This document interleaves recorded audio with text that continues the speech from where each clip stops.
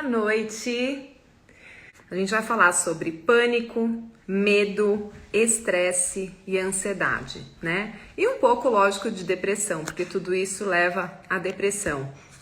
Vamos entender como isso é formado, tem tratamento, não tem tratamento, tem que ser com remédio, não tem que ser com remédio, vamos tirar essas dúvidas. O remédio vicia, o remédio, como que eu faço, né, pra viver sem isso, sem remédio? Vamos falar sobre tudo isso. A Jéssica falou trato de depressão, pânico, ansiedade e fibromialgia. Quanta coisa, Jéssica. Na verdade, é muito legal, não é muito legal você ter isso, mas é muito legal você ter dito isso, porque isso já mostra uma coisa que eu vou falar aqui, que é o seguinte: eu uni esses temas todos, né, porque quimicamente e emocionalmente eles têm raízes muito próximas. Então é muito normal a gente ver uma pessoa que sofra de todas essas coisas, tá? E a fibromialgia também, que é super, super, super emocional. Vamos lá então. Oi, meu amor, te amo, tô com muita saudade, já já eu tô aí. Então vamos lá.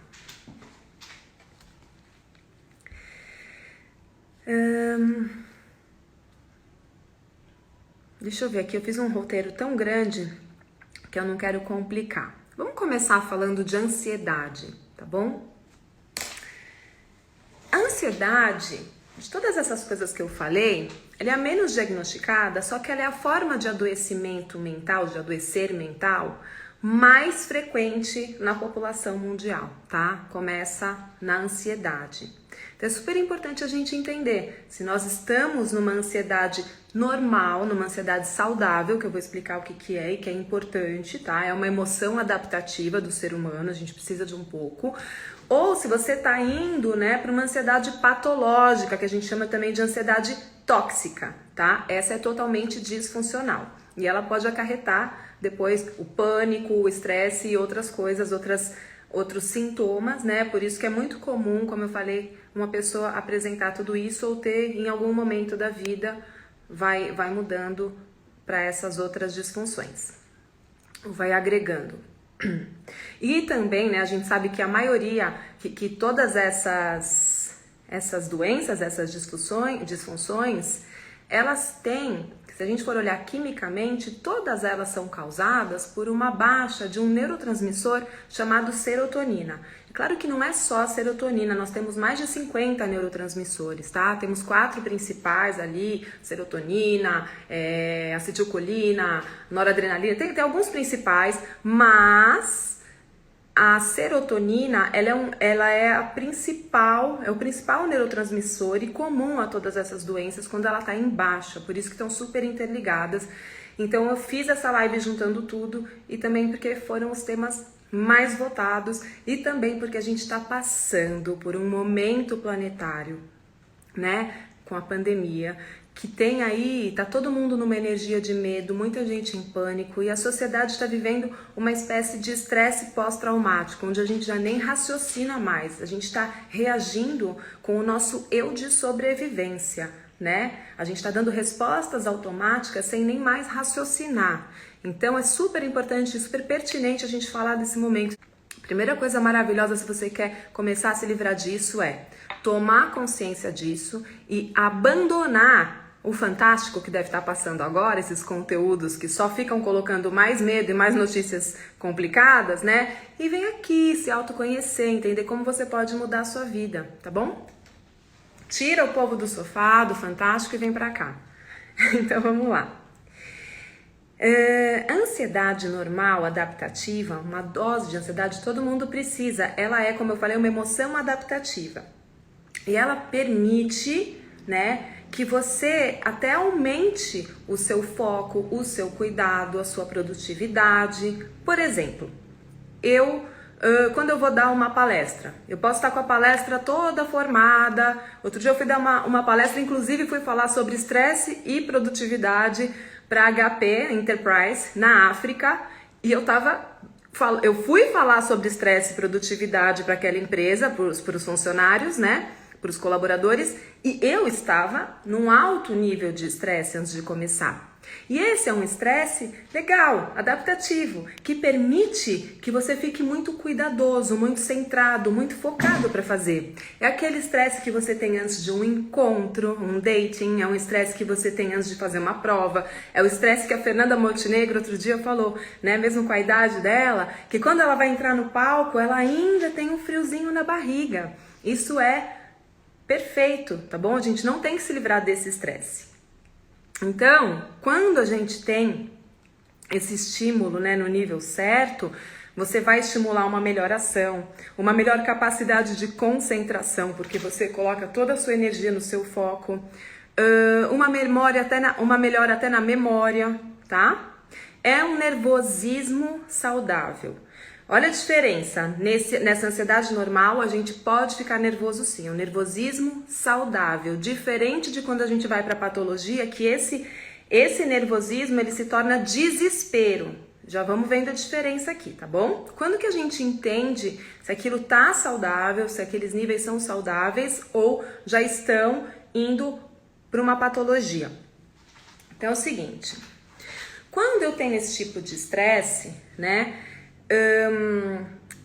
eu consigo de alguma forma ter essas preocupações, né? Ter esse nervosismo naquele momento, mas depois eu relaxo. Depois eu relaxo e depois eu consigo esquecer. Eu consigo fazer, eu permito que a minha mente descanse. Eu tenho um bom sono, eu consigo meditar, eu consigo abstrair, eu vejo alegria na vida, eu me divirto, eu consigo fazer outras coisas. Então ele não está disfuncional, ele está ali no lugar certo para agir no momento certo onde eu preciso dele, tá? Contudo, né? Mas aí o que acontece? O que vai diferir um estresse saudável de um estresse patológico? Um estresse saudável, ele é como se fosse uma associação de sentimentos e pensamentos, tá? Então eu sinto, né? Eu vou ter sensações fisiológicas. O estresse não te dá uma sensação fisiológica? O coração não palpita? Não vem uma quentura, às vezes até um tremor, um friozinho na barriga, às vezes prende, às vezes solta. A gente tem sim sensações fisiológicas, tá? Tanto no normal, no saudável, quanto no patológico, nós vamos ter sensações fisiológicas. E essas sensações fisiológicas também vão levar a alguns pensamentos naquele momento. E os pensamentos sempre são assim, e se, né? Então assim, e se der errado? E se eu correr perigo? E se eu for julgado? E se não gostarem? E se eu for rejeitado? Então, a gente começa a entrar nesse julgamento. Só que no saudável, esse julgamento, ele serve para quê? Para você ter algum tipo de discernimento e poder se colocar de uma forma legal. Então você acaba tendo algum critério quando isso está na forma saudável. São perguntas que você se faz, né? E que com o tempo a gente pode mudar, a gente não fica muito, se eu for julgado, depois a gente vai abandonando isso. Mas se essas perguntas internas servirem como um critério para você poder se colocar melhor, se apresentar melhor, atuar melhor, então tá tudo bem. Então, se esse é o seu caso, o seu estresse é saudável e tá funcional, tá bom? É uma emoção adaptativa apenas. Agora, no estresse patológico, que a gente chama de estresse. Estresse não, gente, desculpa. Tô falando de estresse aqui, mas eu tô falando da ansiedade. É que os ciclos de estresse e ansiedade são muito parecidos, tá? Vamos voltar tudo. Tudo isso que eu falei aqui, eu tô falando da ansiedade. Então, são essas emoções e esse e se, né? Esse medo do julgamento e tal, que te focam para você conseguir realizar aquilo que você quer com mais determinação, mais perfeccionismo, mais foco. Só que se essa ansiedade for patológica, se essa ansiedade for tóxica, além da sensação e do pensamento, ela vai ter também um componente chamado alteração de comportamento, né? Aquilo já ficou tão patológico que eu tenho as sensações corporais, eu tenho os pensamentos, mas eu já não controlo mais. Eu estou tão ansioso e esses pensamentos começam a me perturbar tanto que eu chego ao ponto de não entrar no palco, não fazer a prova, travar. Então, já vira uma questão, né,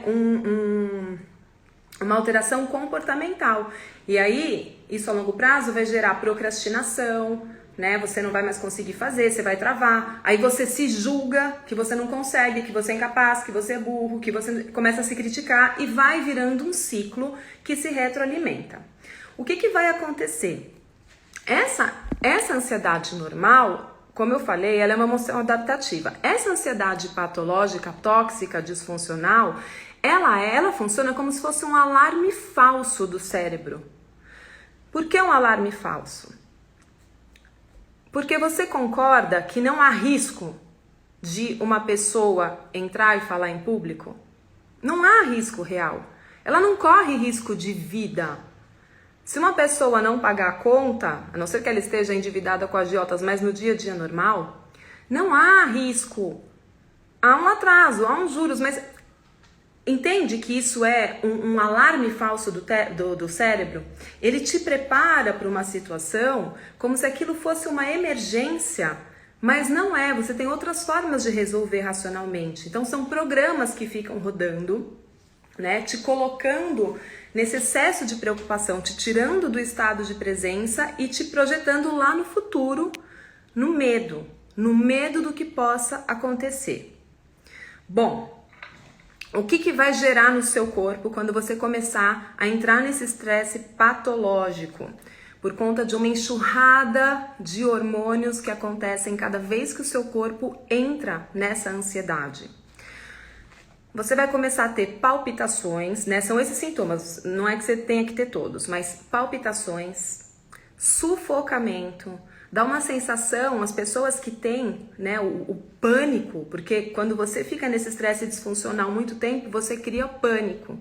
Dá uma sensação de que o seu corpo vai explodir, de que você não dá conta. Eu tenho pacientes que tiveram crise de pânico dirigindo, eles ficam com medo de ter descontrole no carro.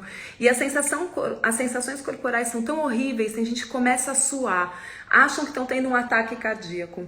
Parece que o corpo vai desintegrar. Eles sentem que vão enlouquecer, que vão perder o controle. É uma sensação mesmo fisiológica muito, muito perturbadora. A pessoa acha que está tendo um negócio, ela nem para pensar que é uma crise de ansiedade, que é uma crise de pânico, que é uma crise de ansiedade.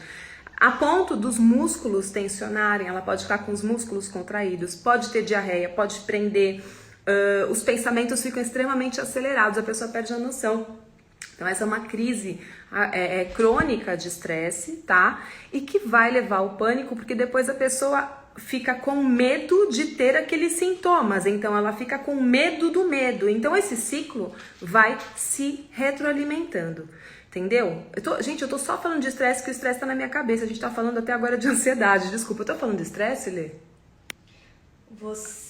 Se você vai falar... Não, eu vou falar do estresse na live, mas eu tô aqui falando do ciclo da ansiedade. Então, a ansiedade é aquela coisa que te prepara, né? Te dá essas sensações, essas emoções, porque ela tá te preparando. E a ansiedade crônica tóxica é essa que te impede de ir adiante. Ela é tão forte que te impede, começa a mover fisiologicamente e pode te levar a um pânico, tá bom?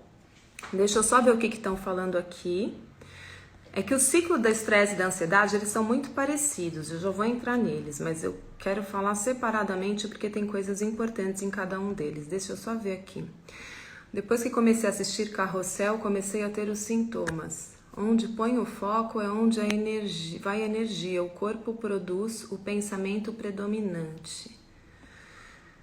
Sim, onde a gente põe o foco é onde a cabeça fica pensando, mas eu não sei o que é carrossel, Carlos, depois você me conta. Então, e agora, o que eu quero que a gente pense? Vamos pensar juntos, né? Como que a gente vai, se você sofre de ansiedade, vamos entender como que a gente reverte isso, como que a gente quebra esse ciclo da ansiedade. Entendendo, como eu falei, que ela é um alarme falso do cérebro, porque em realidade a pessoa não está em perigo, né? Não vai acontecer provavelmente nada de errado, ela que está focando nisso. A gente tem que ensinar e treinar esse cérebro a pensar, sentir e reagir diferente. Lembra que eu falei que tem os pensamentos, as sensações e a reação? Como que eu faço para fazer uma pessoa com ansiedade mudar o comportamento? Para eu mudar o comportamento dela, que é esse comportamento que está fazendo paralisia, que está tornando isso patológico, eu preciso mudar os sentimentos. Só que esses sentimentos, eles são fisiológicos, eles são químicos já. Como que eu vou mudar esses sentimentos? Mudando os pensamentos. Tô falando de uma coisa muito lógica, tá? Fecha o seu olho agora e pensa num momento feliz. Pensa no nascimento do seu filho, pensa no seu casamento, pensa quando você se apaixonou, pensa no momento mais feliz da sua vida agora. Pensa um pouquinho e sente como fica a energia do seu corpo. É instantâneo, só de pensar. Te vem um suspiro, te vem uma sensação boa, te vem um sorriso no rosto, te vem uma sensação muito agradável. E se agora eu pedir para você pensar no seu maior medo ou numa situação dramática na sua vida? O que vai acontecer com o seu corpo? Só de lembrar. Para fazer isso um pouquinho.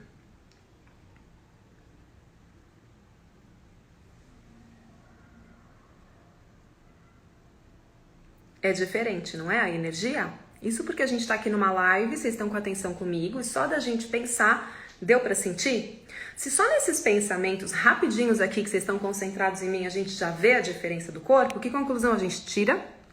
Pensamentos geram sentimentos. E os sentimentos são os gatilhos que vão provocar as suas reações, o seu comportamento. Então, para eu mudar uma pessoa com ansiedade, eu vou ter que ir lá no pensamento. Acompanhado? Estão acompanhando?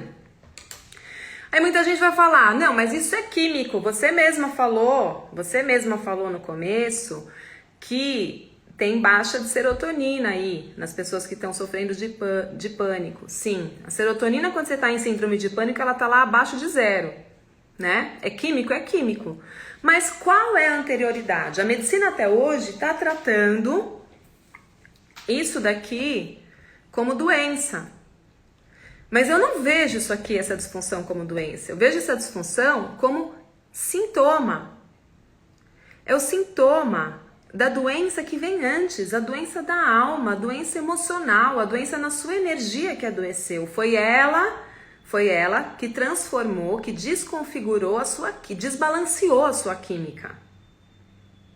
Ou seja, é claro que é químico e aqui que entra um fator importante. Se você está em síndrome do pânico, depressão, crise de ansiedade, se você está tomando qualquer medicamento para dormir, jamais, em tempo algum, pare esse medicamento ouvindo o que eu estou falando aqui. Ainda que o que eu diga aqui faça todo sentido. O trabalho tem que ser integrativo, porque uma vez que a química desbalanceou, a gente vai ter que mexer na química. Até que você tenha condições de desmamar. E só um médico pode fazer isso. Se você desmamar qualquer remédio, é muito perigoso. Gente, o desmame de um remédio para dormir, de um indutor de sono, é quase como um desmame de heroína. Vai dar abstinência, vai aumentar a pressão, vai dar coisas gravíssimas. Não pode, é terminantemente proibido. Um desmame só pode ser feito acompanhado por um médico, de preferência um psiquiatra, tá? Mas a gente tem que entender que e daqui a pouco eu vou explicar como que esses remédios atuam, a gente vai entender que eles não são a cura. A cura é sempre na mente. Porque se a pessoa tá com transtorno de ansiedade, com pânico, com estresse, com essas coisas todas, isso começou antes nos pensamentos, tá? Então, eu preciso mexer aí. Como que eu trabalho sempre quando eu pego pacientes assim, em parceria com o médico? Tá? Eu nunca vou mandar um paciente parar a medicação, nunca. E a gente vai trabalhando aqui, e aí ele vai voltando para o médico vai fazendo o desmame, vai regulando isso, e quando você consegue, através do equilíbrio emocional do paciente, junto com a alimentação, que eu também vou falar daqui a pouco, que é super importante, tem tudo a ver, tá bom? Aí sim o paciente vai conseguir desmamar. Gente, a medicina ocidental, a medicina que a gente tem hoje, ela é extremamente imediatista. Claro que temos médicos maravilhosos, médicos humanistas, mas vamos imaginar aquele médico que trabalha na rede pública. Ou num hospital particular, mas que não seja um hospital referência, um Einstein, um hospital assim, vamos supor, tá? E aí, aquele médico, você sabia que ele precisa atender o paciente em 8 minutos? Em 10 minutos? No máximo 15 minutos? Você imagina um cara que marcou uma consulta no plano de saúde ou marcou pelo SUS, ficou na fila. Tem gente, vocês sabem, do nosso sistema de saúde, então tem gente que espera meses para ser atendido por um psiquiatra, tem gente que espera pelo menos algumas semanas para ser atendido. Essa pessoa chega lá e ela tem uma consulta de 10, 15 minutos. O que você acha que um médico, não é culpa do médico, mas como você acha que um médico pode fazer uma anamnese correta, conversar com essa pessoa, entender, porque os médicos que são um pouco mais espertos, um pouco menos automáticos, eles sabem que as doenças são sistêmicas, eles sabem que as doenças são familiares, eles sabem que tem muitos outros fatores, eles sabem que o ambiente, a alimentação e o emocional interferem. Então, só que ele não pode fazer esse trabalho, ele não tem tempo. E ele tem que tirar a dor do cara, ele tem que resolver o problema ali do paciente. Então o que ele vai fazer? Tá deprimido? Fluoxetina. Não é que o médico seja ruim, ele não tem tempo para mais. Aí esse paciente vai, dá uma levantada, o paciente fica acreditando que ele melhorou graças ao médico, então assim, o médico é Deus, eu melhorei, só que ele tá ali um zumbi, e fica um zumbi, né? Porque ele não vai conseguir se livrar da fluoxetina se ele não olhar para a raiz. E a raiz está na mente e está na alimentação, tá? E vocês vão entender por quê. E aí a sociedade tá sustentada assim há muitos anos e nós somos imediatistas, né? Então assim, a gente não quer olhar para as nossas questões, a gente não quer olhar para as nossas dores, a gente não quer fazer um trabalho, a gente não quer mudar a alimentação. É tão gostoso comer um McDonald's, é tão gostoso comer um sorvete, é tão gostoso comer uma pizza, né? Eu não quero mudar isso. Então, entre deixar as delícias da minha vida, entre olhar, fazer terapia e olhar para as minhas crenças e para os meus dramas, é mais fácil tomar um remedinho. Eu tenho um amigo, um grande amigo, um homem inteligentíssimo, que no Facebook dele, sabe aquela parte de religião? Ele escreveu ali, fluoxetista. Ou seja, ele é fluoxetista com orgulho. A fluoxetina é a religião dele. Claro que isso é irônico, né?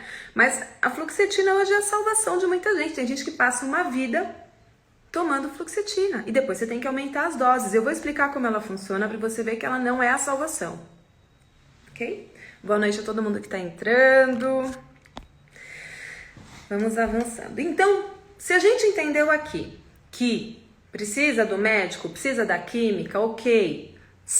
Mas a gente tem que entender que esse remédio ele não pode ser a salvação do paciente. Essa química, ela tá ali, se precisar tem que dar, sim. Porque quando uma pessoa tá num pico, né, numa crise de ansiedade, quando uma pessoa tá numa crise de depressão, numa crise de pânico, às vezes ela não tem força para sair da cama e ir procurar uma ajuda. Ela precisa realmente de uma coisa rápida e aí o remédio resolve. Mas tem que saber que o remédio resolve momentaneamente. É aquela emergência para balancear a química e a pessoa ter condições de olhar para a origem. Não é para ela ficar com aquela química igual um zumbi pro resto da vida. Porque vai ter outros problemas, né? Se vocês conhecem gente tomando antidepressivo a vida inteira, vocês sabem. Então vamos lá.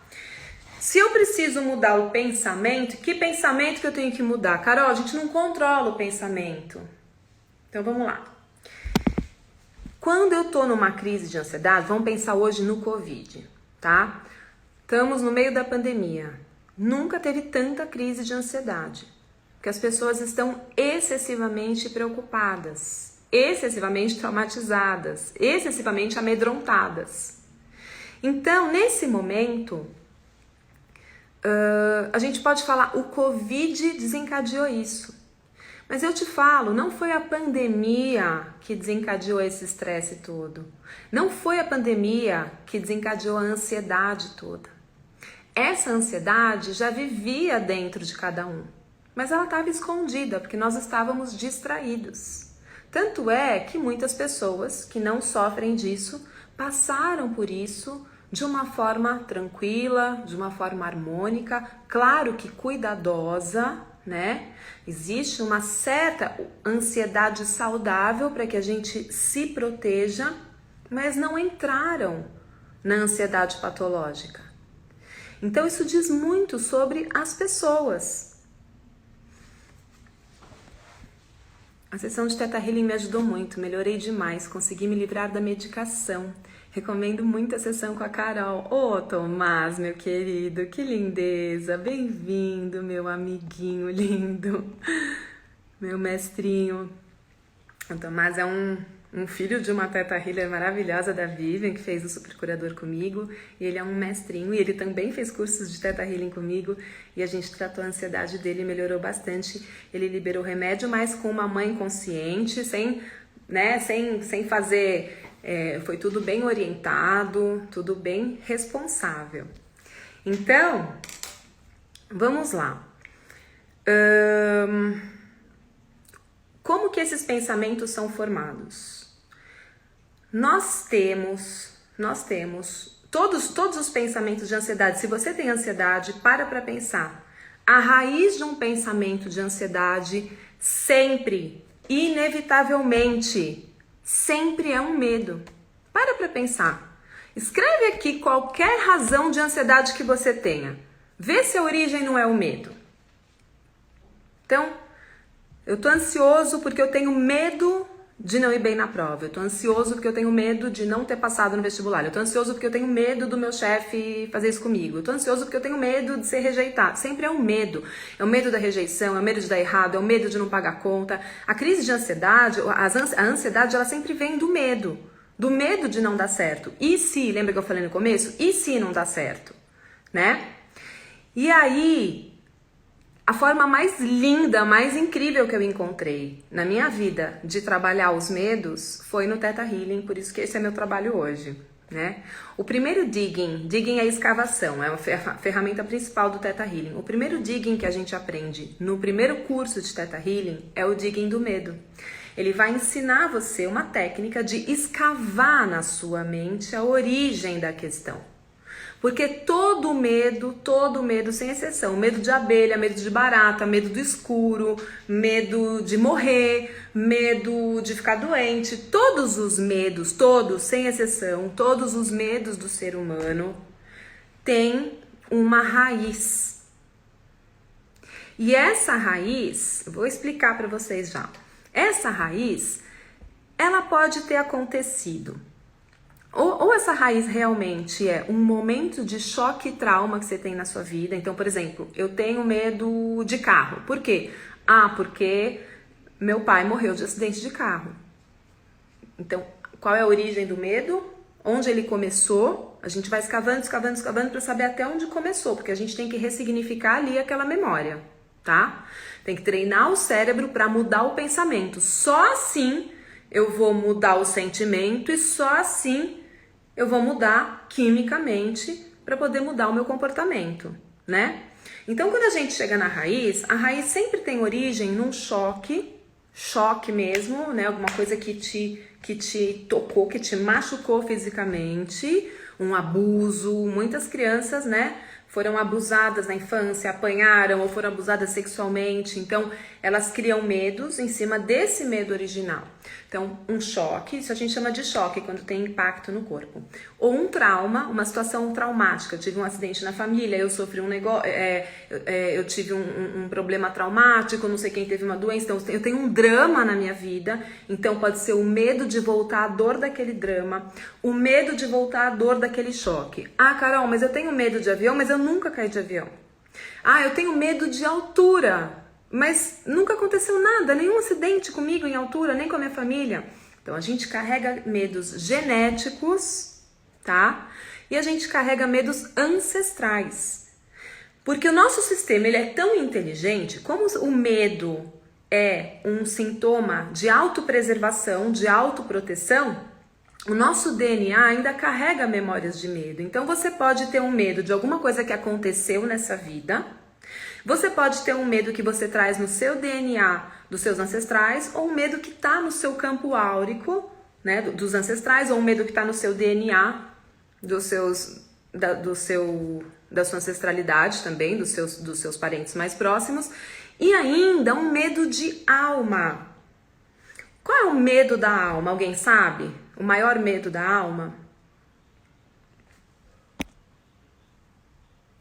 O medo da alma é o medo de não pertencer, é o medo do desamor, é o medo de não fazer parte de tudo que é. Porque a alma, ela é divina, brilhante, perfeita e conectada a tudo que é. Ela é um pedacinho dessa grande sopa, um pedacinho de Deus. E quando ela vem para cá, ela se separa. E esse corpo traz para ela essa sensação de separação.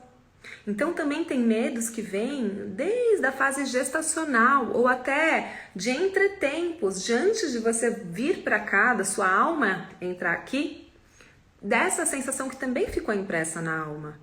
E aí, para você descobrir isso em terapia convencional é muito difícil, porque isso são emoções e crenças que estão no seu subconsciente, que a gente consegue acessar no Theta Healing através do digging e da cinesiologia, que é o teste muscular que nós fazemos para o seu corpo responder se esse programa está no seu sistema ou não. Então, voltando à ansiedade, a base de toda ansiedade é o medo. O medo de não dar certo, o medo disso, o medo daquilo, tá? E a base do medo? Ou é um choque, ou é um trauma, ou é um drama dessa vida, de quando você era pequeno, ou do útero, que também você pega, ou ancestral, genético, ou de alma. Sempre, tá?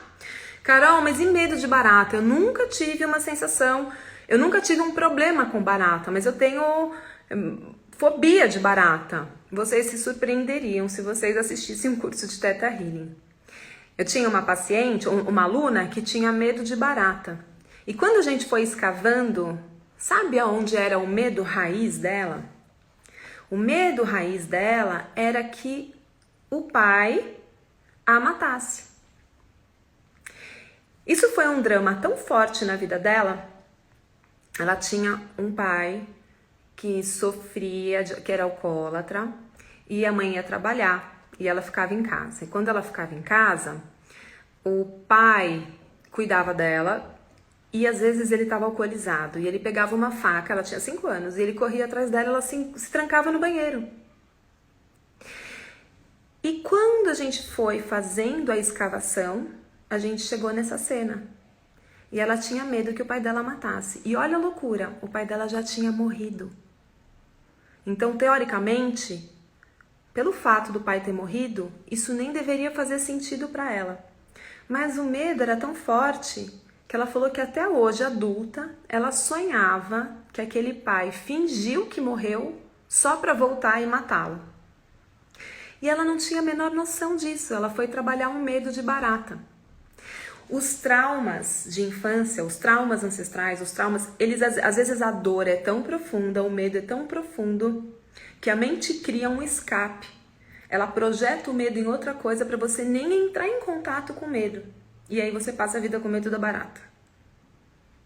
Então, é muito interessante a gente perceber, e nesses processos de digging, a gente vai entendendo o passo a passo, o paciente vai entendendo numa sessão de Theta Healing ou num curso, como a mente dele foi construindo.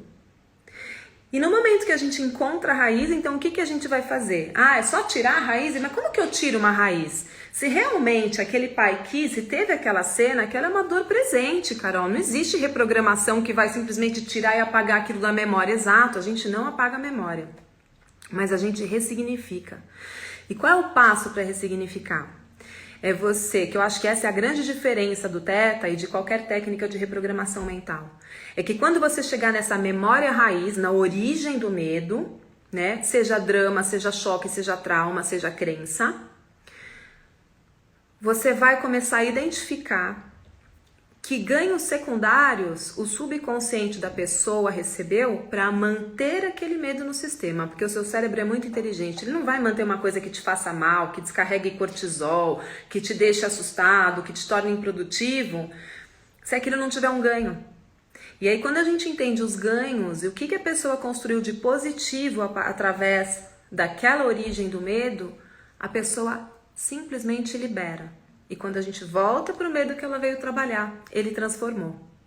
É muito lindo esse trabalho, é muito mágico. É o primeiro exercício que a gente aprende, o primeiro digging que a gente aprende no curso básico do Theta. E que eu acho que por isso que o Theta é tão rápido, a gente já começa a limpar e ver os efeitos.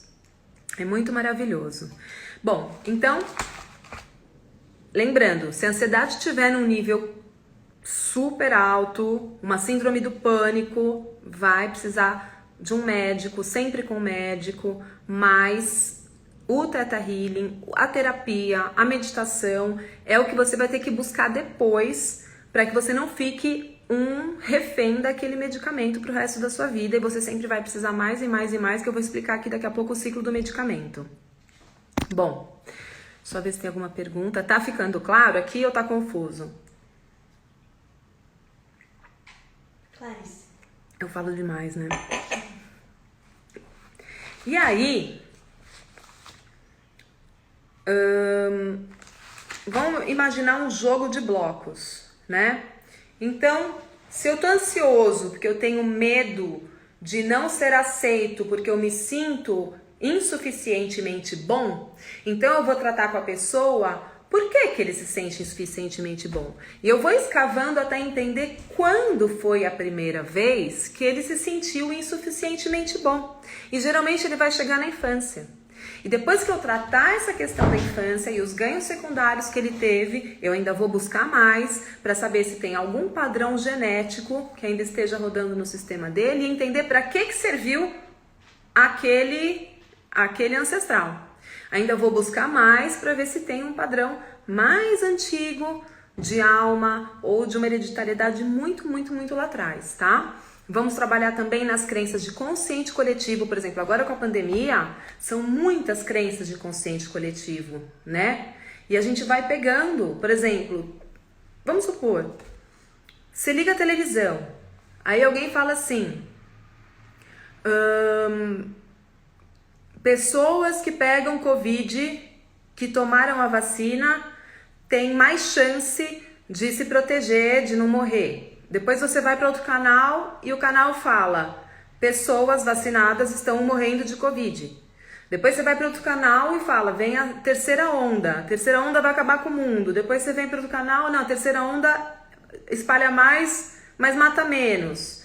Depois tem que dar reforço. Em quem você acredita? É surreal o que a gente está vivendo, né?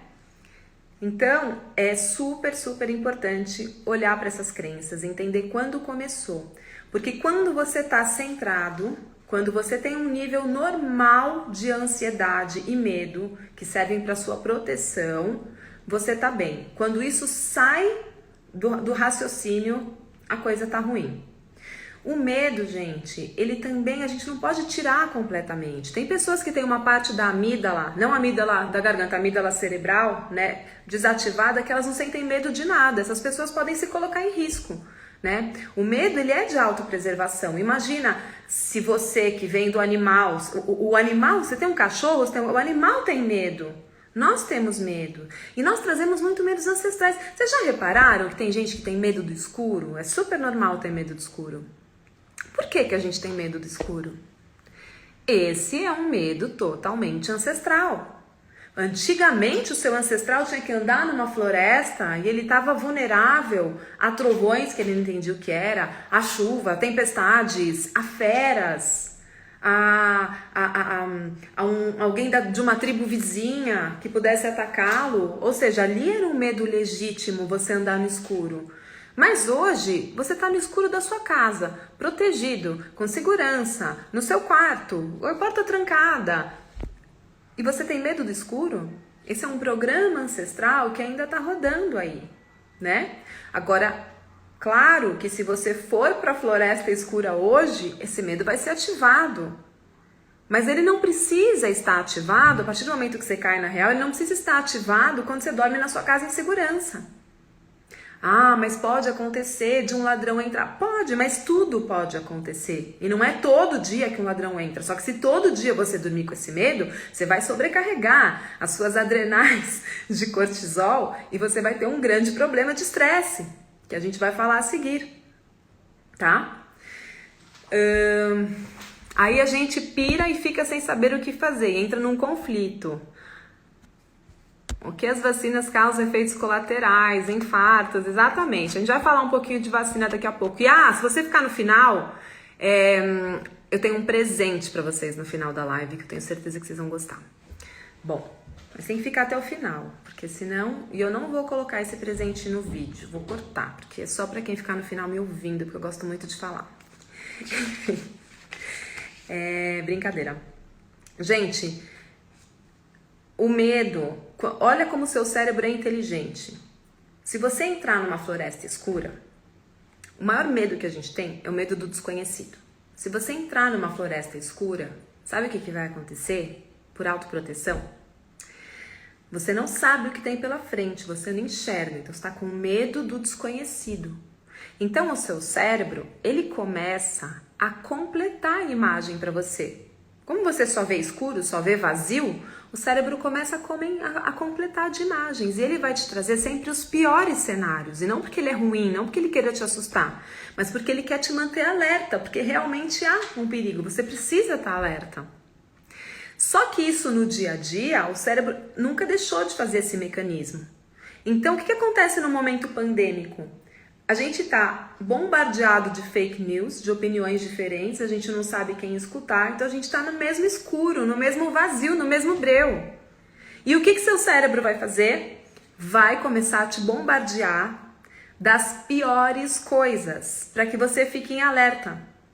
A gente tem que treinar a nossa mente para ter raciocínio lógico, para pensar em custo-benefício, para poder centrar, para poder raciocinar, ouvir menos os noticiários, né? Buscar informações mais seguras e não buscar e absorver, buscar e parar um pouco para pensar com a razão sobre elas, entendendo o que faz sentido para você, o que não faz sentido para você.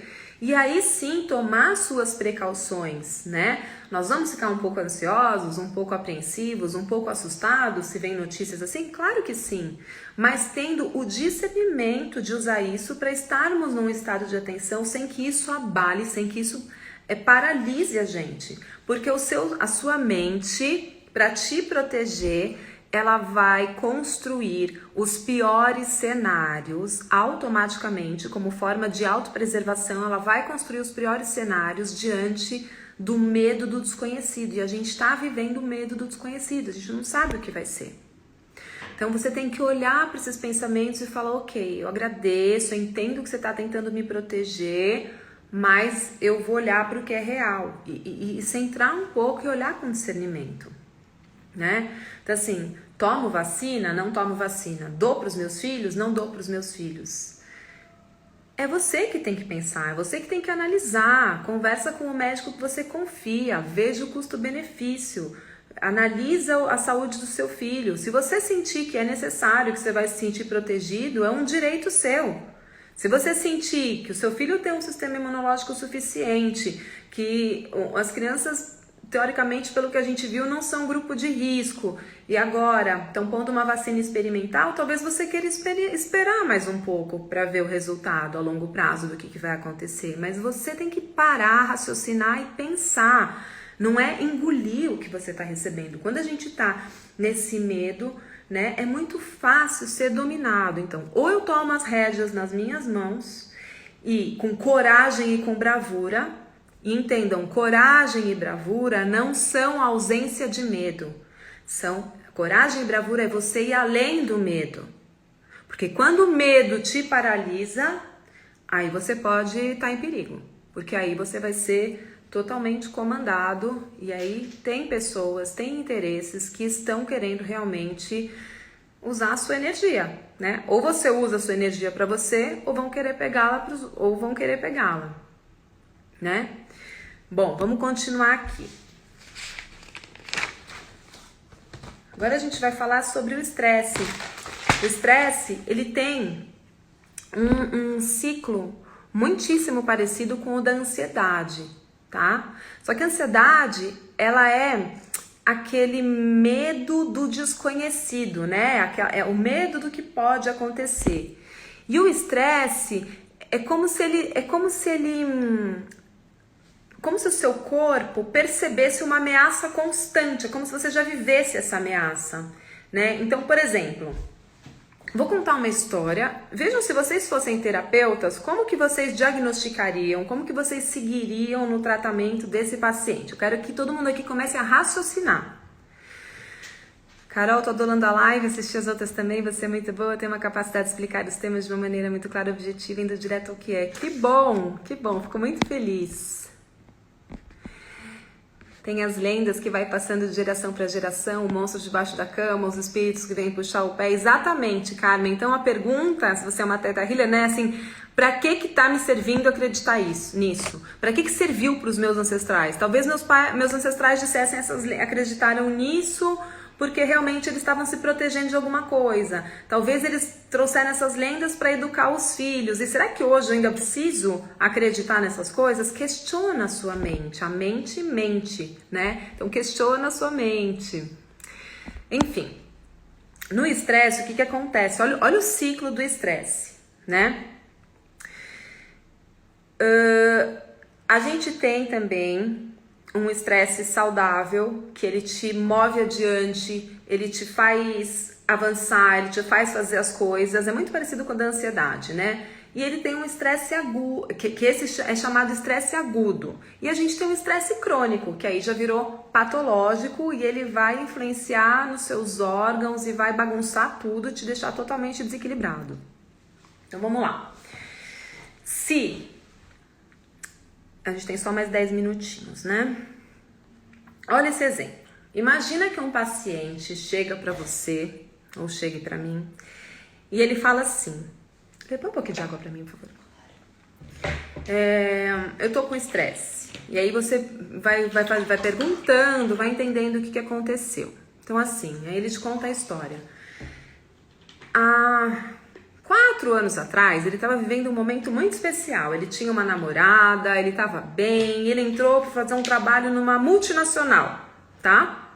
Ele estava numa multinacional, não sei, para quem não sabe, as pessoas que trabalham em multinacionais, trabalham com venda, as pessoas que trabalham em banco, são grandes vítimas de estresse, né? Porque tem a coisa da meta, da pressão, dos números, então isso causa muito estresse, onde tem mais burnout.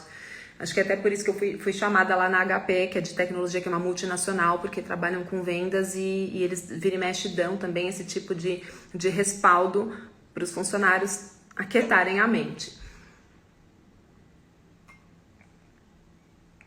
E aí, esse cara então, ele tinha um trabalho com vendas, ele tinha metas, ele era um bom vendedor, e ele tinha uma namorada, ele estava super feliz, tá?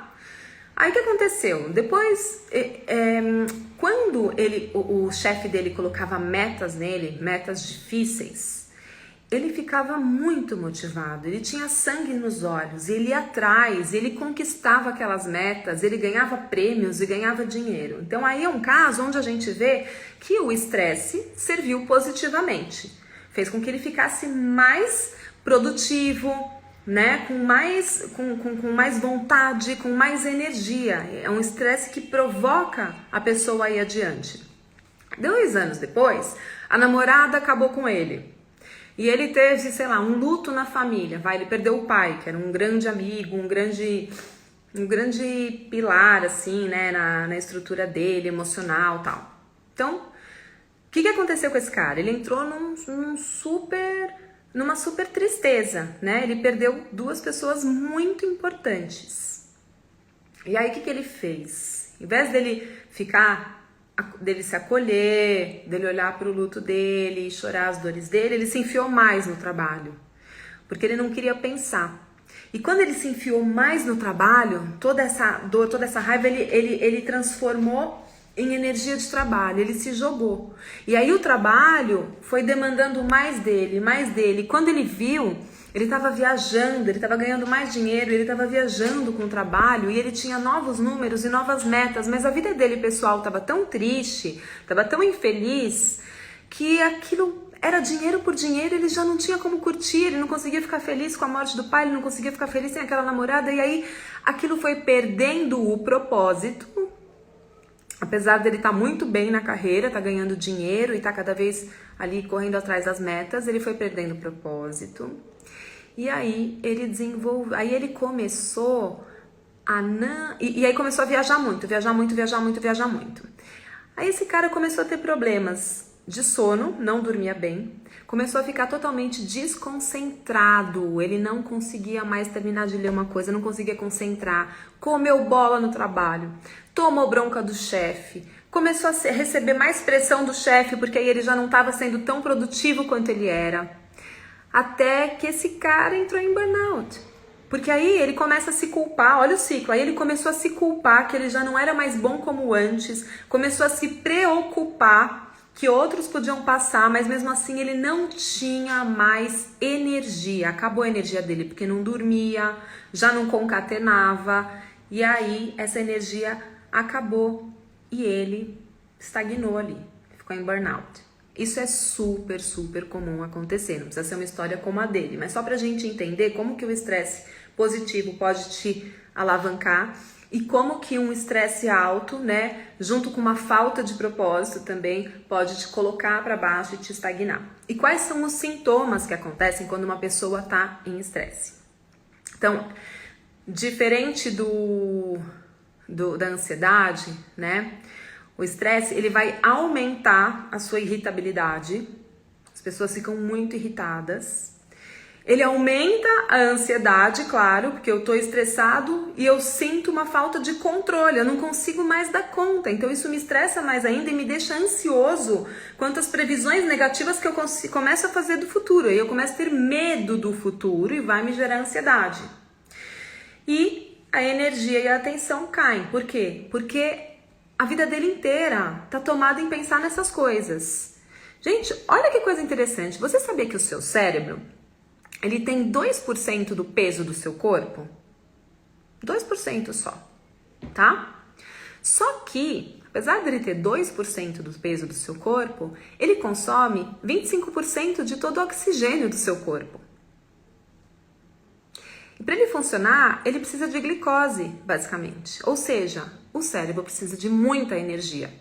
A pessoa que tá com a cabeça pensando no estresse e depois no medo de perder o controle e depois se auto-punindo, se auto-julgando porque já não consegue mais fazer o que fazia, ela tá o dia inteiro pensando nisso, você tem noção da quantidade de energia vital que ela tá queimando? É por isso que ela acaba totalmente desenergizada. E quando ela tá totalmente desenergizada, sabe o que ela faz? O corpo muito inteligente provoca um rompante muitas vezes. Então vocês podem ver que pessoas que estão estressadas estão sempre tendo rompantes e brigam e descarregam nas pessoas próximas e tem rompantes. Sabe por quê? Isso também é um movimento fisiológico do corpo. Quando você tem essas crises de raiva, você descarrega adrenalina. E aí é como se você desse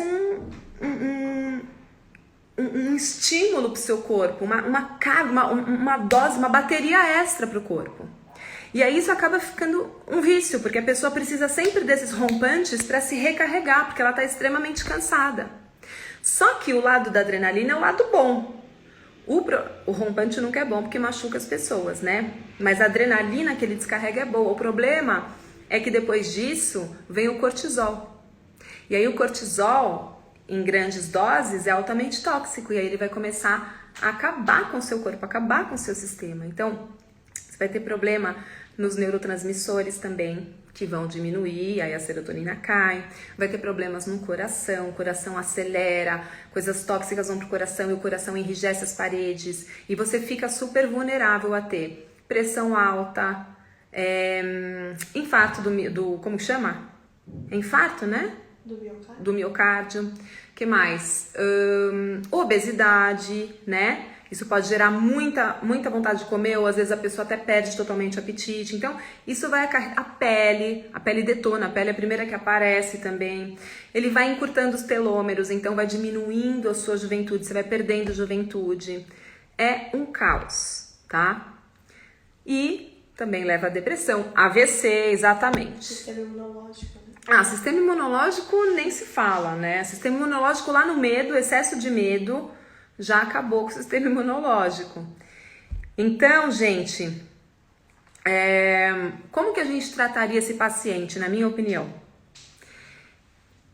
Primeira coisa, isso é muito legal a gente pensar.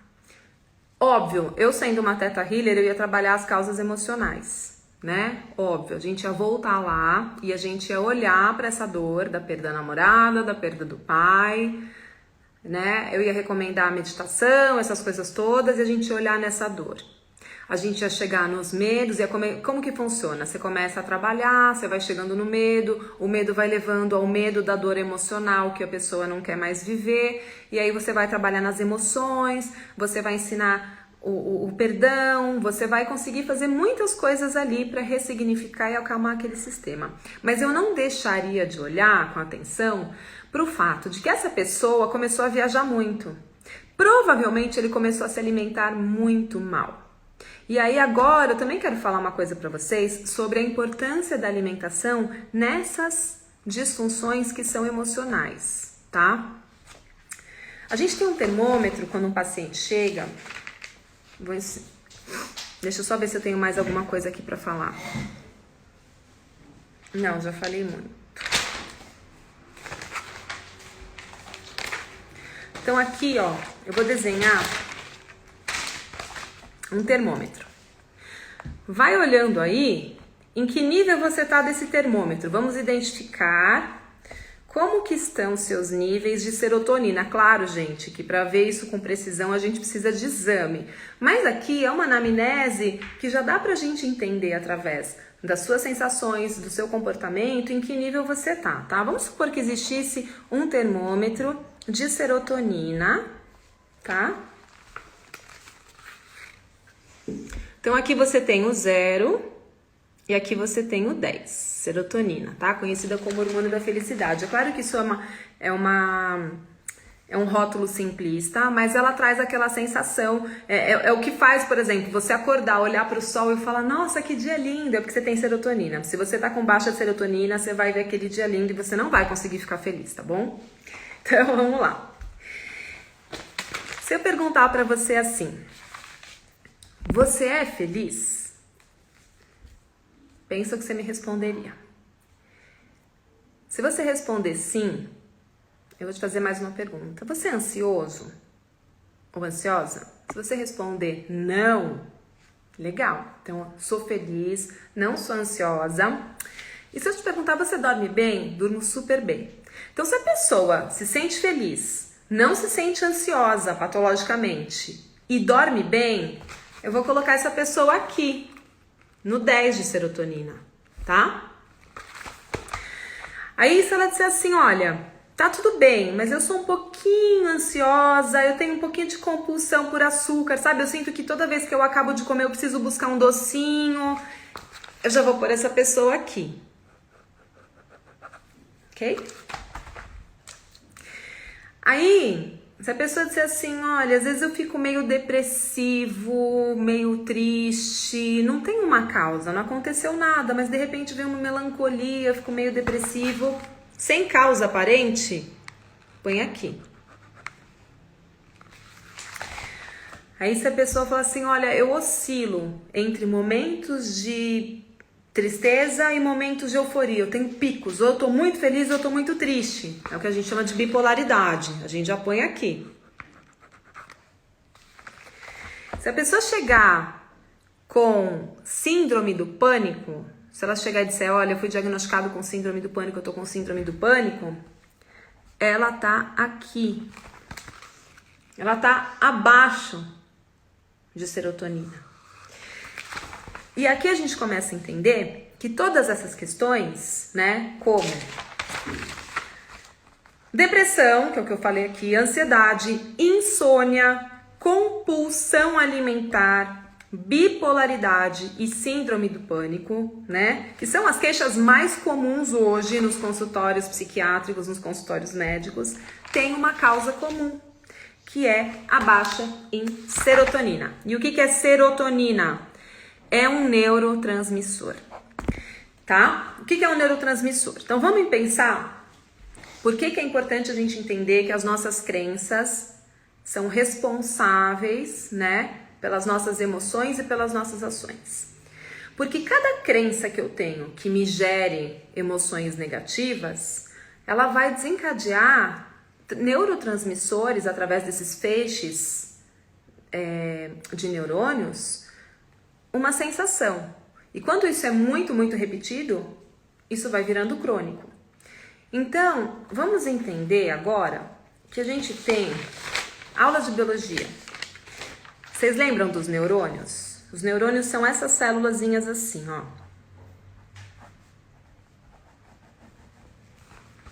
Certo?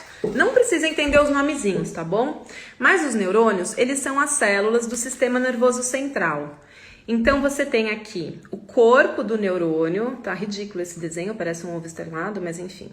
Depois você tem um axônio, que é essa caudinha, e aí você tem os dendritos, que são essas coisinhas na ponta da cauda, assim, que vão ligando nos outros neurônios, tá bom?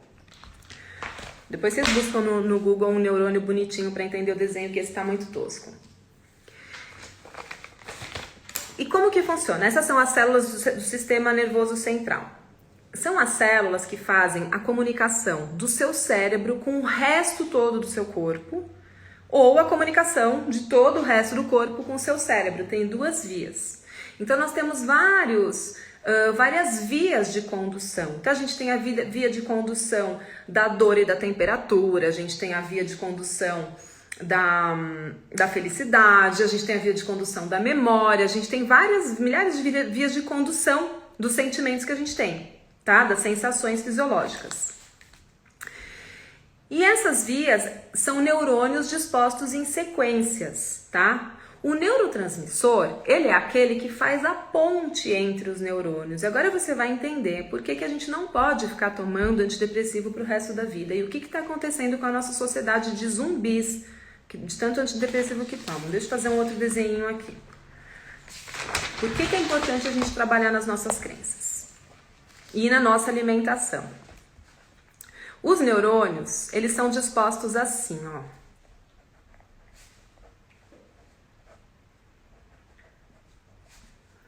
É um desenho pior que o outro.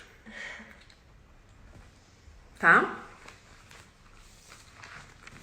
Essa aqui é uma via de condução. Então, vamos supor que essa seja a via de condução da memória, tá? Então, antes de eu explicar isso, é assim, vamos supor que eu queimo o dedo, eu queimo meu dedo, tá? Eu tô cozinhando, encostei lá a panela e queimei meu dedo. O que vai acontecer? Uma via de condução vai levar essa mensagem para o meu cérebro. O meu cérebro vai processar e vai devolver, né, por uma outra via, um sinal para eu afastar a mão. É assim que a gente funciona, né? Nós somos bem robozinhos, bem químicos. Então, vamos supor que essa seja a via de condução, sei lá, da memória. Então, esse aqui, você percebe que eu deixei um espaço entre um neurônio e outro? Se eles formam um feixe, por que eles não estão grudados? Tem um espaço vazio entre um e outro. Por quê? Esse espaço aqui, ele é chamado de fenda sináptica. Então, esse neurônio que está antes da fenda, antes desse aqui, ele chama neurônio pré-sináptico. O que ele vai fazer? Ele vai jogar o neurotransmissor aqui e ele mesmo vai recaptar o neurotransmissor. E isso vai fazendo, todos eles vão fazendo igual. Ele joga e recapta. Então, quando ele joga, por exemplo, se essa fosse a via da memória, esse daqui está jogando acetilcolina aqui. Acetilcolina. Por isso que quando os estudantes ficam ali horas estudando, né? É importante dormir para formar mais acetilcolina, que chega uma hora que o seu cérebro não retém, porque acaba. Nenhum desses neurotransmissores, a gente tem um estoque inesgotável deles. O corpo vai fabricando, né? De acordo com o que você dá pro corpo de nutrição. Então, a gente precisa dormir para ter mais acetilcolina. Se tudo estiver em bom funcionamento, você vai ter um bom condutor de memória. Agora vamos entender com o da serotonina, que é o que vai que quando tá baixa dá todos esses problemas aqui do que a gente conversou. Então vamos lá. O neurônio da serotonina, o neurônio não, o neurotransmissor serotonina, que é a ponte desse feixe de condução, vamos dizer, da felicidade. Tô falando de uma forma muito simplista, gente. Se tiver médico aí e quiser corrigir, corrija, tá? Então, é só para ficar bem didático. Então, esse neurônio pré-sináptico, ele vai mandar para a fenda sináptica, porque a gente tem que fazer a ponte para esse feixe passar a informação da felicidade, certo? Então, ele vai mandar a serotonina para cá. Só que quando eu tô com pouca serotonina... E aí, o que acontece? Ele manda e ele recapta. E isso dá certo, porque tem uma boa quantidade, aí ele vai mandar... Aí esse aqui também vai mandar para o outro e vai recaptar. Só que quando... Por conta daquelas coisas todas, né? Dos pensamentos que influenciaram os sentimentos, isso tudo foi abaixando, o medo, o pânico, o estresse, tudo isso. Então, a minha serotonina ficou muito baixinha. Então, quando esse pré-sináptico aqui manda serotonina, em vez de ele mandar um monte de serotonina aqui que faz a ponte, ele manda só um pouquinho, um tiquinho que ele tem, e ele recapta e fica quase sem nada. Então, esse feixe de condução não funciona direito, não passa a sensação da felicidade.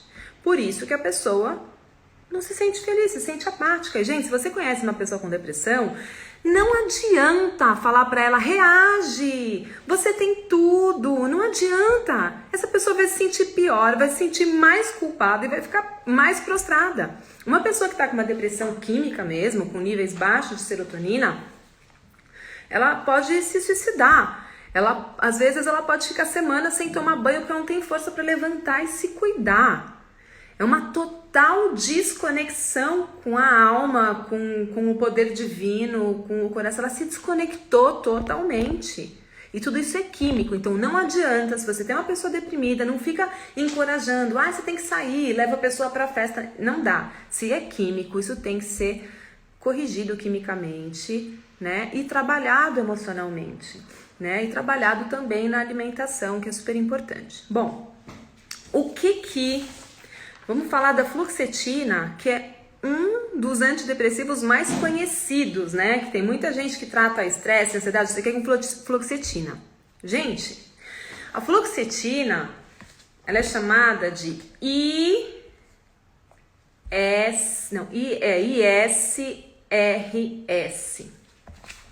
Sabe o que significa isso? ISRS? Significa inibidor seletivo de recaptação da serotonina. Agora você vai entender porque a gente não pode ficar tomando esse remédio. Tem que tomar nos casos agudos como uma ajuda, como um paliativo para você tratar a doença que é emocional, tá? O que ele vai fazer? Ele não vai aumentar a sua serotonina. Bom seria se ele te desse serotonina, certo? Só que ele não dá serotonina. Ele inibe, tá? Seletivamente, porque tem outros neurotransmissores, ele pega só na serotonina, ele faz a inibição seletiva da recaptação da serotonina. Então, o que ele vai fazer aqui? Em vez dele produzir mais serotonina para você fazer essa condução, ele vai segurar, ele vai potencializar a ação desse pouquinho que o pré-sináptico mandou, ele vai potencializar aqui e ficar segurando por mais tempo para você ter um pouco mais de sensação. Só que o cara continua recaptando nada e continua tendo nada. Então, por isso que a gente precisa sempre de doses maiores. E isso fica sem cura, se você não tratar a causa. E como é que a gente faz serotonina? Bom, a serotonina é sintetizada no intestino. Muita gente hoje, depressão, todo mundo fala, é o mal do século, né? E vocês já pararam para pensar na quantidade de crianças depressivas? Não dá para desconfiar que isso tem muito a ver também com a alimentação? Claro, com as nossas emoções, principalmente. Até porque se você estiver muito equilibrado de emoções, você consegue até comandar o seu corpo para absorver melhor os alimentos e se livrar da toxicidade melhor.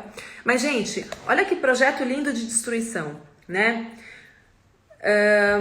As pessoas estão cada vez mais sofridas, estão cada vez mais materialistas, estão cada vez mais corridas, estão cada vez menos conectadas, cada vez menos religiosas, cada vez mais ateus, cada vez... Eu não estou falando de uma religião específica, mas falando de conexão com a espiritualidade, cada vez mais consumistas, né? Então os pensamentos já não estão lá favorecendo muito. E aí, a alimentação tá terrível. E por que tem a ver tudo isso? Tem porque a serotonina é sintetizada no intestino, 90% dela. Então, como que eu vou fazer para produzir serotonina? Eu preciso mudar o meu padrão de pensamentos urgentemente, mas eu preciso também, gente, diminuir urgentemente a quantidade de açúcar e farinha branca. Glúten não é modismo, são estudos. O açúcar branco vicia, o glúten vicia, e essas coisas todas são altamente inflamatórias. Tem gente que fala que depressão é inflamação no cérebro. Tem médicos que usam essa frase.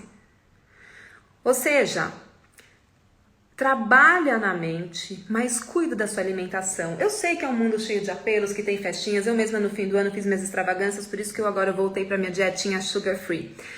Quando eu falo sugar free, não é que eu tiro totalmente o açúcar. A gente precisa de açúcar e a gente precisa de... E eu falo muito aqui do low carb, mas não é que eu não coma carboidratos, mas eu como carboidratos bons, integrais, saudáveis. A gente não pode comer os carboidratos processados, o açúcar branco, né? As frutas sempre in natura, sempre com o bagaço, porque a fruta também tem muita frutose, que é açúcar, que vicia. Então evitem suco de laranja, que é um veneno, tá? A natureza faz o veneno e dá o antídoto.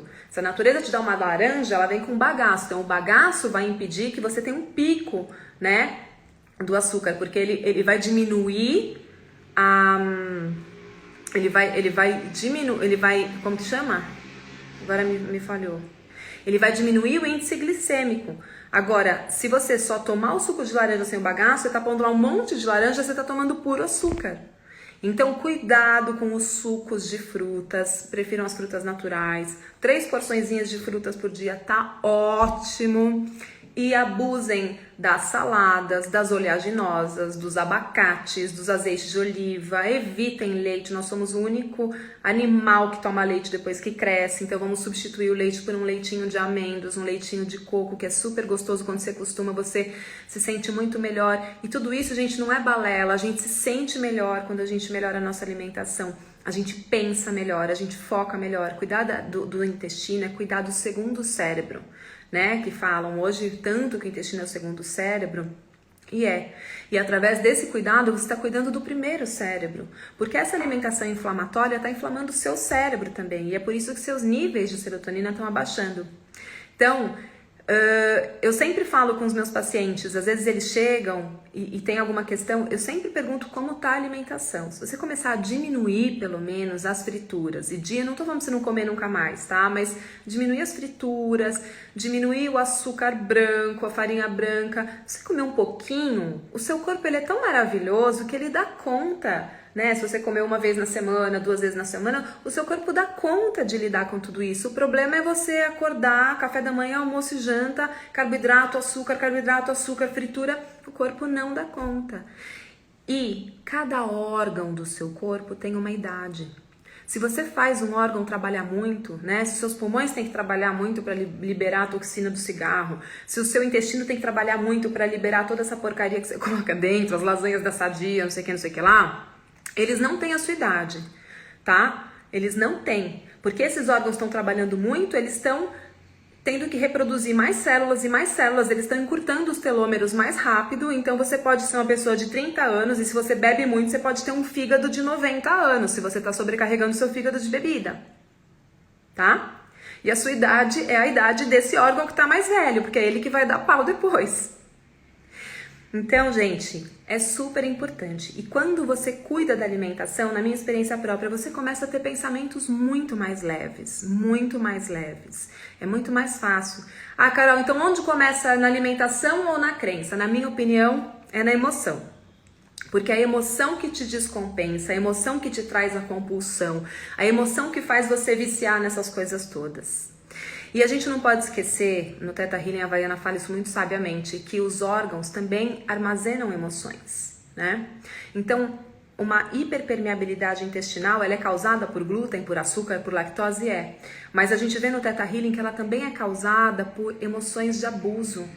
Sabia que as pessoas que são abusadas na infância, né? Qualquer tipo de abuso sexual, físico, ou verbal, elas geralmente têm o cólon do útero irritado, elas geralmente têm problemas do útero, não, desculpa, do intestino, elas geralmente têm problemas intestinais. Porque o intestino, ele é o porteiro, né? Ele é o que manda, é ele que decide. Imagina o segurança da festa, imagina a consciência do intestino, é ele que decide quem vai e que fica, é ele que entende o que ele vai absorver e pegar para o corpo e o que ele vai jogar fora nas fezes. Então imagina se esse cara que tá todo cheio de si, que é ele que manda no pedaço, é invadido, é abusado. Ele vai ficando doente. Percebe como começa no emocional? E depois ele não vai talvez absorver os alimentos, por mais que você coma direito, não vai absorver perfeitamente como poderia se ele estivesse feliz. Então, gente, essas coisas caminham juntas, mas eu continuo falando, tudo começa na emoção. Se você puder cuidar das suas emoções, essa é a cura. Cure sua mente, cure sua vida. Eu acredito nisso, essa é a minha vida e é isso que eu faço para ajudar as pessoas. Nunca deixe seu médico, sempre faça um desmame com o médico, cuide da sua alimentação, mas antes de mais nada, cuide dos seus pensamentos, do seu coração, tá bom? Eu falei que eu tinha um presente nessa live. Deixa eu só ver aqui, então, algumas dúvidas. Eu tive um problema de apendicite aguda em novembro. O que isso estava dizendo pra mim? Sandra, é complexo, né? Daí seria legal fazer um curso de anatomia intuitiva para entender cada parte do corpo. Mas eu não tenho como, a gente não pode diagnosticar alguma coisa, isso é isso, né? Seria muito irresponsável. Aí seria interessante fazer um trabalho de crenças mesmo, entender o que aconteceu, fazer um bom digging, fazer uma leitura intuitiva e entender. Mas em linhas gerais, né? Inflamação é raiva, né? É ira, tudo que inflama é raiva, é ira, pensa nisso, né? E vai vendo nas suas crenças. Mas acho que tem que fazer um trabalho muito profundo. Não dá pra dar um diagnóstico assim, através da... Ah, perfeita. A pergunta foi pra você? Ah, legal. Maravilhoso, Sandra. Então tá bom. Tá pensando alto, né? Dé chegou no final, mas tá amando. Bom te ouvir. Que bom, Deborinha. Carol, e o útero em relação às emoções, o que representa? Nossa, é de Bahia, muita coisa. Eu fiz um programa, assim, se vocês tiverem curiosidade nesses assuntos de psicossomática, linguagem do corpo, tem algum lugar na playlist, acho que do YouTube, né, Lê? Ou aqui no Instagram, tem como que chama o idioma que o corpo fala. Eu falei de útero, eu falei de aparelho digestório. Eu vou fazer de novo, eu gosto de falar dos sistemas, eu gosto de falar de sistemas, de órgãos, tudo, mas agora a live já tá muito grande e o tema de hoje era estresse, ansiedade. Eu espero ter ajudado, espero ter contribuído com as informações, espero ter trazido reflexões. Para quem é terapeuta, pode fazer um comando de reequilíbrio dos níveis de serotonina? Olha, eu não sei, eu acho que tudo a gente pode, gente. Acho que assim, sendo terapeuta, não sendo terapeuta, na hora que a gente tiver consciência do nosso poder, na hora que a gente tiver consciência que nós estamos no comando das nossas células, a gente pode comandar tudo para elas, né? Agora, você tem que comandar e tem que acreditar. E para você acreditar, às vezes você tem que tirar as crenças, né? Trabalhar nas crenças que estão diminuindo esses níveis. Porque o seu corpo, ele é muito inteligente, ele não muda uma configuração à toa, tudo tem um ganho. Então é interessante, não é só comandar, é investigar por que aconteceu, como começou, onde está a origem, quais são os medos, quais são os ressentimentos, o que começou a desconfigurar. E depois que esse trabalho é feito, aí você comanda. Agora, mal não vai fazer, se você comandar e essa coisa já estiver pronta, já não tiver mais função de ser, né? For só genético, não é uma coisa sua, aí seu corpo pode responder. Tudo vai depender do seu sistema de crenças, tá? Eu sou sempre a favor de fazer um trabalho de crenças para entender por que eu construí isso, o que eu ganhei, como que eu posso liberar. Mas também você pode simplesmente dar um comando e ver o que acontece. Mal não vai te fazer, né? Gente, eu falei que eu tinha um presente. Há 2 anos atrás, quando a pandemia começou, eu fiz um programa muito legal que chamava Vacina Energética. Ainda não tinha saído a vacina para o Covid, mas eu fiz esse programa trazendo, né, numa perspectiva da minha filosofia, do Theta Healing e do que eu estudo de psicossomática, de linguagem do corpo, como que eu via, né, um vírus, como que eu via o nosso sistema imunológico.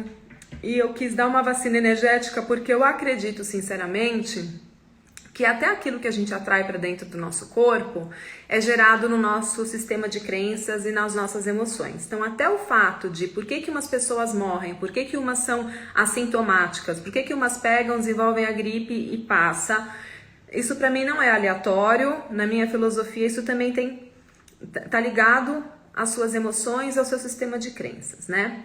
Então, essa vacina energética, infelizmente, no dia que eu fiz o Instagram, ele deu um pau e a gente não conseguiu postar. Acho que foi só a primeira dose, tá no YouTube. A segunda foi exclusiva só para quem tava na live ao vivo.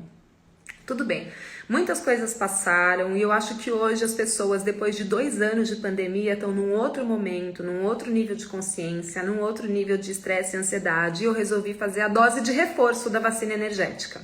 Então eu vou anunciar aqui, vai ser agora, na próxima semana, eu vou fazer uma dose reforço da vacina energética, onde a gente vai entender, né, na minha perspectiva, o conteúdo, como que eu vejo e como que a gente pode se proteger no nível emocional. Não estou falando que isso substitui vacina, não estou falando que eu sou contra ou a favor da vacina, mas a gente vai dar uma dose extra. Não custa trabalhar também nas emoções e na energia e nas crenças em relação a essa doença. Eu acho que vai fortalecer o seu sistema imunológico, fortalecer o seu coração e com certeza abrir a sua mente para viver isso de uma forma menos dramática, tá bom? Então é isso. Eu posso dizer que eu passei muito bem, apesar de olhar com compaixão para tudo que está acontecendo no mundo. Para mim foi um processo de muito crescimento durante essa pandemia, em todos os sentidos. Então eu me sinto forte e grata e querendo ajudar as pessoas que estão realmente aí com seus dramas, com seus medos, tá bom? Então eu vou anunciar aqui a vacina energética, vai ter meditação também para vacina, vai ser muito legal, tá? Não sei a data ainda, mas vou fazer, porque eu também estou preparando uma live sobre metaverso, e vai ser bem bacana, e a gente vai comunicando por aqui, tá? Se vocês gostaram, divulguem aqui pros amigos, desculpem o horário, tô falando aqui há horas, mas acho que foi importante, um assunto gostoso e super importante, né? Presente lindo, combo perfeito, que bom, que bom. Essa live aliviou o aperto que estava no meu coração, que bom, Camila, que maravilhoso, muito obrigada por essas palavras, fico feliz. Fico muito feliz que tenha ajudado, que bom. Então tá, gente, olha, Vivi, mais uma live repleta de conteúdo, temos a mesma crença pela verdade. É isso, gente, que bom, fico feliz. Obrigada, Sandrinha, eu fico feliz com a presença de vocês, espero que vocês voltem. E uma linda semana para todos nós, né, que a gente comece amanhã já, abre os olhos, já traz downloads para você, que você já pode se livrar desses padrões ancestrais, que você já sabe como se comprometer, como focar, como ter atenção, como se motivar, sem precisar ser através de estresse, de drama, de medo, que você já pode fazer isso na sua vida, liberando esses excessos, tá bom? Um beijo grande. Comanda também que as suas células sabem a sensação da melhor nutrição, que vocês possam também se nutrir melhor de pensamentos e de alimentos. Um beijo enorme, gente.